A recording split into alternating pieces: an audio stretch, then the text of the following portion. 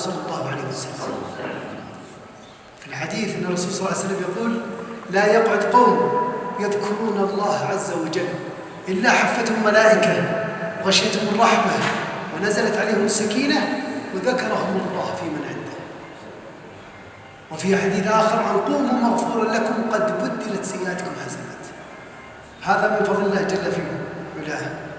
ويقول جل في علاه: وربك يخلق ما يشاء ويختار ما كان لهم الخيرة سبحان الله وتعالى عما يشركون. عبد الله بن عمر يأتي إلى الرسول صلى الله عليه وسلم فيقول: يا رسول الله ما غنيمة حلق الذكر؟ فيقول عليه الصلاة والسلام: الجنة. غنيمة حلق الذكر هي الجنة. والأصل في مجالس الذكر هو تعظيم الله جل في علاه، نعظم العظيم ونكبر الكبير سبحانه عز وجل. فالله جل في علاه حق من ذكر وأحق من عبد وأكرم من أعطى وأجود من سئل وأرأف من ملك. لا يطاع إلا بإذنه ولا يعصى إلا بعلمه. يطاع فيشكر ويعصى فيغفر ويجيب المضطر ويكشف الضر.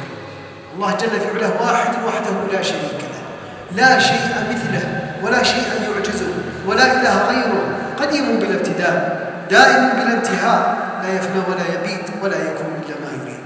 لا تبلغ الأوهام ولا تدرك الأفهام ولا يشبه الأنام. حي لا يموت، قيوم لا ينام، خالق بلا حاجة، رازق بلا مؤونة، مميت بلا مخافة، باعث بلا مشقة جل في علاه.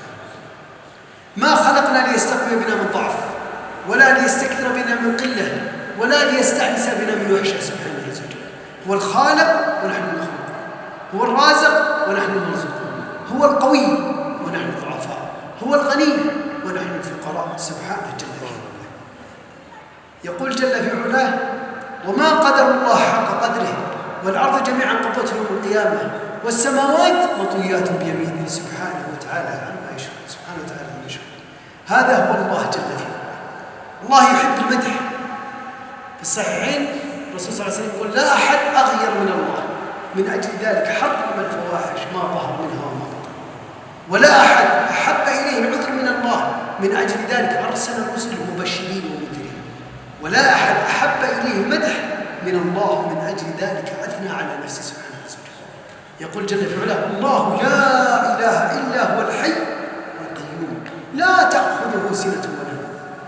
فالحديث: إن الله لا ينام ولا ينبغي له أن ينام، يخفض القسط ويرفعه، يصعد إليه عمل الليل قبل النهار وعمل النهار قبل الليل، حجابه النور لو كشفه لأحرقت سبحات وجهه ما انتهى إليه بصر من خلقه سبحانه عز وجل.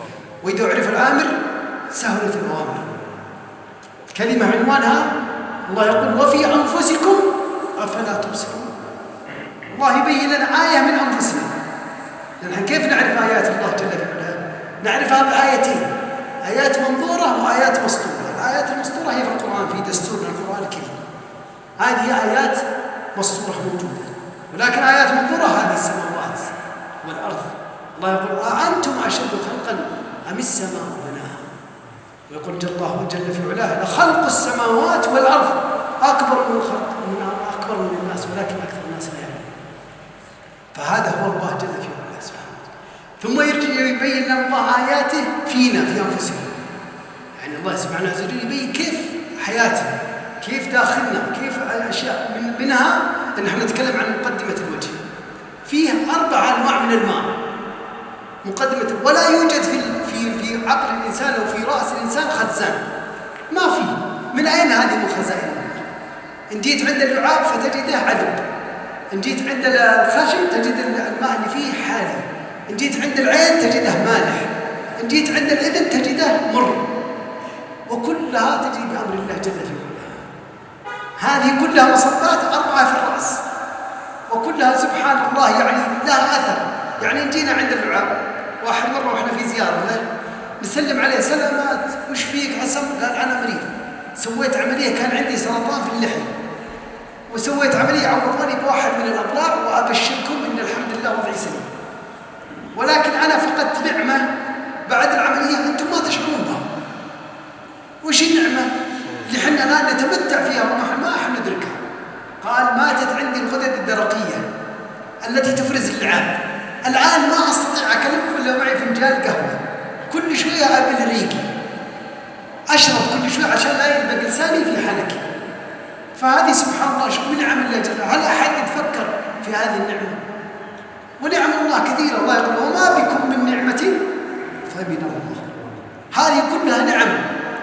نعم ثانية يعني الحين سبحان الله من سبحان عجائب الله خلق الله هذه اللحى تنبت، الشنب له حد الشنب فوقه. طيب الرموش هل هي نفس يعني نفس اللحية؟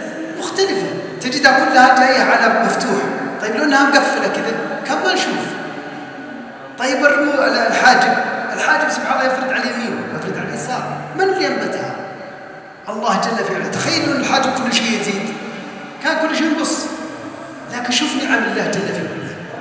نعم في نعم من الله جل في علاه وفي انفسنا. يعني هذه من كرامات الله لنا سبحانه عز وجل. يعني ونعم كثير. ومن نعم سبحان الله يعني في بعض النعم الداخلية في جسد الإنسان. حنا لما نأكل لقمة أول ما نأكلها اللي يتحرك فيها اللسان، هذا اللي يتحرك في الجهاز الهضمي عندنا الخارج. نأكل نقلب اللقمة يمين يسار يمين يسار. اللسان أضعف عضلة في الإنسان، موجود بين أحد شيء في الإنسان وهو الأسنان. يذكرنا الله جل في علاه بعض الأحيان نحن نقبض لساننا، بس يبين سبحان الله الواحد أول ما يعض لسانه كيف يجي في نفسه ألم. من اللي يتحكم في هذا الشيء؟ الله جل في علاه. اللسان هذا من عظمة الله. يقول سبحانه عز وجل فرب السماء والأرض إنه لحق مثل ما أنكم تنطقون. لو جاي يشرحون اللسان بيحصلون حروف هجائية ما فيه. من اللي جاب هذه الحروف؟ الله جل في علاه. يعني الواحد يتكلم عن معجزات الله وعن آيات الله في الإنسان عظيمة. هذا اللسان الله سبحانه عز وجل عندنا كلنا لسان، كل واحد رزقه الله بلسان. بعضهم الله أعطاه نعمة الإيجاد ولكن ما أعطاه نعمة الإمداد. الإيجاد يعني لسان موجود، ولكن الإمداد النطق كثير فيه صم ما ينطقون. الإذن موجود الإذن، لكن الله ما أمدها بالسمع فتجدها أصم.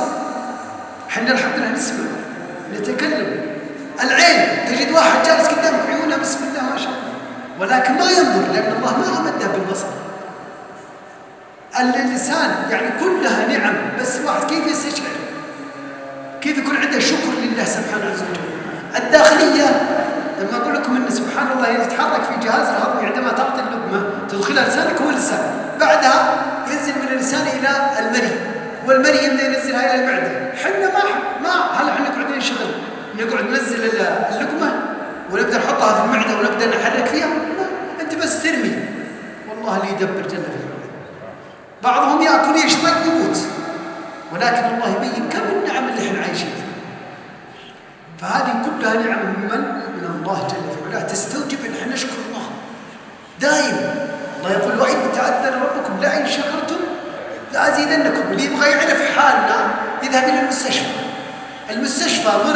مرضى الكلى نسأل الله يمن عليهم الصحة والعافية، إذا فشلت عندها الكلى يغسل في الأسبوع تقريبا 3 مرات، ولكن حل في اليوم الواحد يغسل واحد وهو نايم وهو قايم وهو يلعب وفي عمله وفي كل أوقاته وهو يأكل تغسل الكلى 36 مرة. وإحنا إذا متى الواحد يعرف هذه النعمة؟ إذا مرض قالوا له يلا تغسل يوم ويوم ما تغسل. اليوم اللي يغسل فيه شوف كيف أحواله، حتى ما يستطيع يقابل الزوار، لأن خلاص صار حياته مرتبطة بالمسجد. فإحنا هذه من نعم الله جل في علاه. الله جل في علاه وإذ تأذن ربكم لئن شكرتم لأزيدنكم. والله يقول وقل اعملوا آل داود شكرا وقليل من عباده الشكور. قليل اللي يستشعر انه دائما يشكر الله في الأذكار الصباحية والمسائية. اللهم ما أمسى بي من نعمة أو بأحد من خلقك فمنك وحدك لا شريك لك فلك الحمد ولك الشكر. لابد نحن نكثر دائما من شكر الله جل وعلا على ما بنا من نعم. وفي الحديث الرسول صلى الله عليه وسلم يقول نعمتان مغبون فيهما كثير من الناس الصحة والفراغ. ترى الصحة تاج على رؤوس الأصحاء لا يراها إلا من المرضى. إذا تبغى تحس إنك ملك روح المستشفى، شوف كيف الناس يعانون وأنت تتجول بينهم. أسأل الله يجعل هذا الجمع جمعا مبرورا وتفرقنا من بعده تفرقا مرحوما ولا ولا يجعل منا ولا معنا شقيا ولا محروما. نسأل الله يحفظ الراعي والرعية والأمة الإسلامية. نسأل الله يحفظ حدودنا وجنودنا ومقدساتنا وولاة أمرنا. هذا والله أعلم وأعلى وأحكم، وصلى الله على نبينا محمد وآله وصحبه وسلم أجمعين.